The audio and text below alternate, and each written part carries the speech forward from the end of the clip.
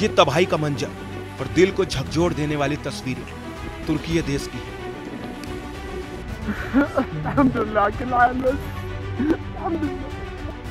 यहाँ पर एक या दो नहीं बल्कि तीन विनाशकारी भूकंप आए। बेहिसाब तबाही का ये आलम कुदरत की नाराजगी को बयां करता है। अपनों को खोने का गम, उनसे दूर जाने का दर्द, ये सब आंखों के आंसू गिर कर बता रहे हैं। ऐसा ही हाल सीरिया में भी देखने को मिला। तुर्की और सीरिया का जर्रा जर्रा कांप उठा। ऊंची इमारतें ताश के पत्तों की तरह ढह गई। बड़े बड़े शहर खंडहर में तब्दील हो गए। दोनों देशों में भूकंप में मरने वालों का आंकड़ा बढ़ गया। जानकारी के मुताबिक अब तक इस प्रलयकारी भूकंप से 4000 से ज्यादा लोगों की मौत हो चुकी है। मलबे में दबी जिंदगियों को बचाने की जदोजहद हो रही है।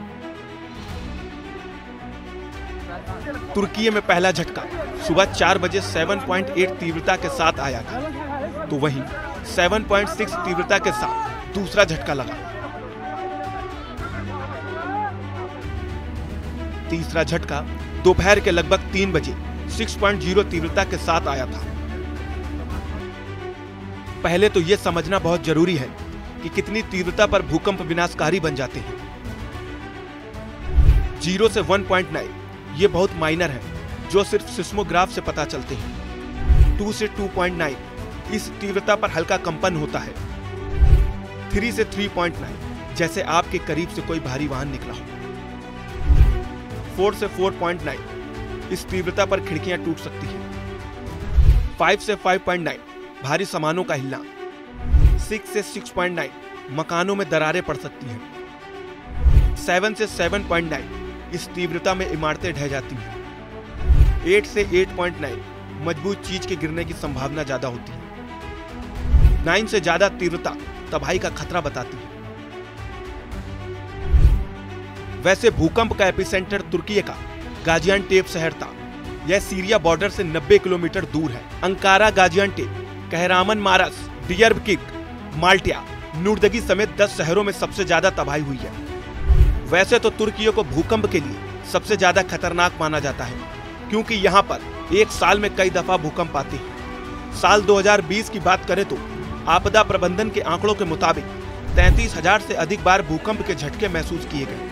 हालांकि इनकी तीव्रता 4 से भी कम थी। भूकंप पर रिसर्च करने वाले लंबे समय से तुर्की पर विशेष ध्यान दे रहे हैं। जर्मन रिसर्च सेंटर फॉर जियोसाइंसेस यानी GFZ 1980 से इस देश की भूकंप की निगरानी कर रहा है। इनका मानना है कि मरमारा सागर के आसपास के पूरे क्षेत्र में भूकंप का जोखिम इस्तांबुल जैसी जगहों के लिए बहुत अधिक है। इस्तांबुल में बगैर सुरक्षा उपायों की ऊंची इमारतें तानी जा रही हैं।